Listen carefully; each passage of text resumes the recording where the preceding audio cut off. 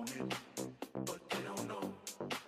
They think I'm feeling for it, but they don't know. They think I got it. So to people that don't really know you, how would you go about describing your sound?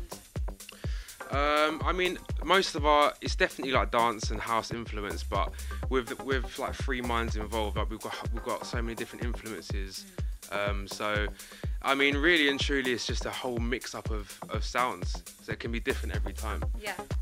Does that make sense? I second that, yeah. You second that? Yeah. You've heard that? Yeah, I've heard it. I was going to ask you kind of what the dynamic is like working as a three. 'Cause, you know, they do say three's a crowd. Like, does any one person ever kind of take over with certain songs or like? Three's definitely a crowd. I'd rather work on my own. Yeah.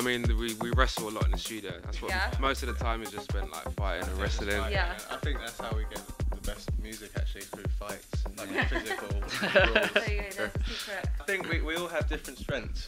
Yeah. I think that's why it works. Yeah. I think that's the main reason, because Gav is really good at percussion and bass and overall mixing. Luke is really good at arrangement, writing, lyrics, melody. I'm cool at the musicality, the sonics of a song, writing lyrics and singing, stuff like that.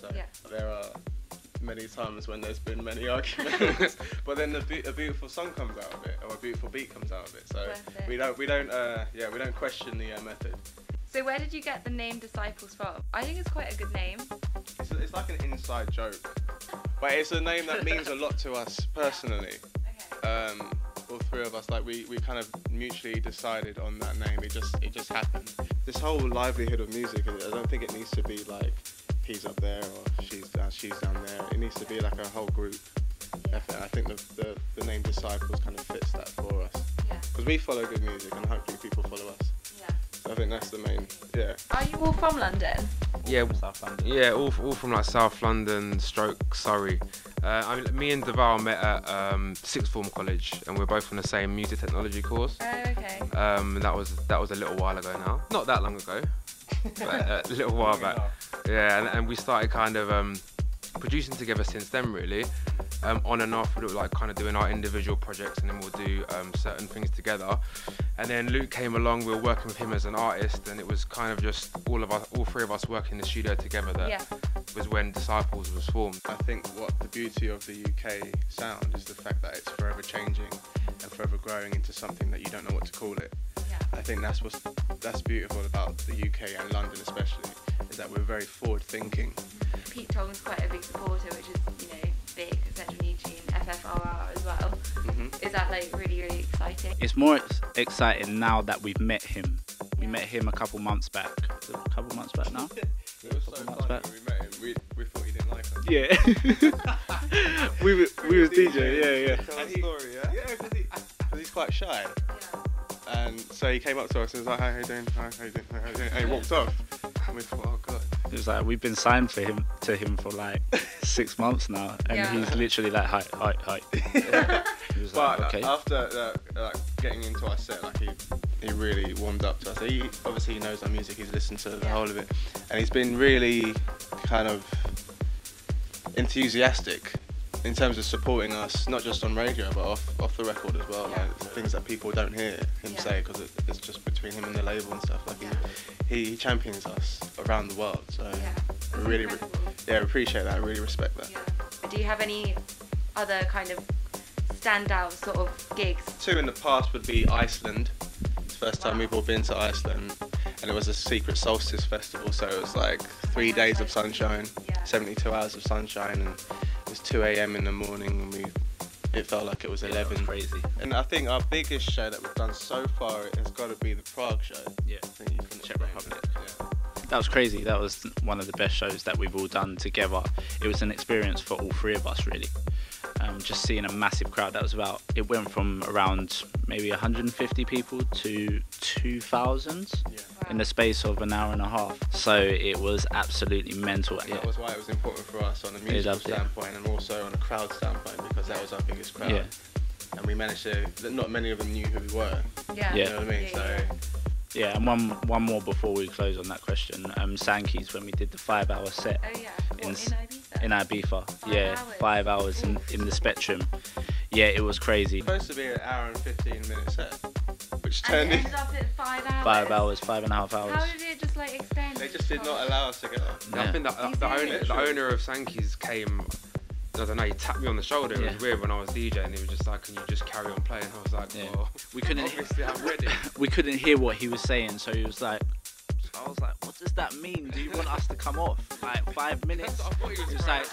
like 5 more hours. It's like, I was like, took the earplug out, like, sorry?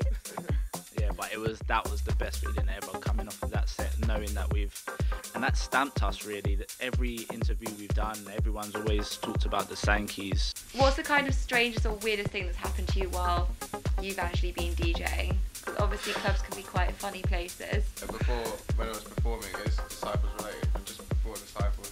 You know those CO2 cans? The canisters that are actually the guns? Yeah. So this is my first time using them. So I'm like, I think we're in Saint Tropez and DJing and I'm on stage, and just before I get off, I pick up this gun, or it looks like a gun. So I'm like, just getting ready to go off now, and I start to spray it. I'm standing on top of the speaker. Yeah. It's got such a kickback. Literally, like I felt completely off the speaker and off the stage. So all you just see is this guy going. If you were an ice cream, what flavour would you be? And think about it carefully, because you might have to dissociate what you like with what you are. You know, sometimes you can pick 2, and then sometimes I scoop 2, so. Banana and strawberry. And why would you be banana and strawberry? Why are you laughing? Why are you gonna be banana and strawberry? I don't know, it's just because I'm mixed race, I think. Mixed ice cream. I think everything needs to have a little mix in it, to be honest.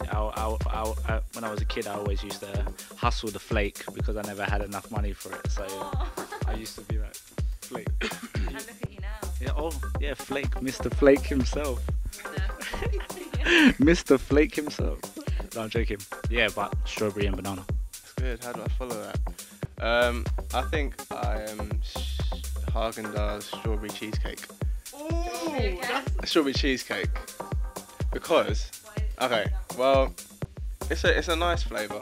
Yeah. Tastes good. But then there's moments of heaven when you just get that. Oh, you creep. When you just get that little doughy part. What can I do to follow this? Like, really and truly, what can I say? I don't know. I'm gonna go cookies and cream. Good choice. Okay. It's a classic. And the reason behind that is because I like cookies and I'm creamy. Oh, you guy. But I mean, look, it just is what it is. I like cookies There you and I'm creamy. It's So We've actually had more creepy answers to this question in the past, so I'll allow you that. Yeah. Nice one. They think I'm feeling for it, but they don't know. They think I want it.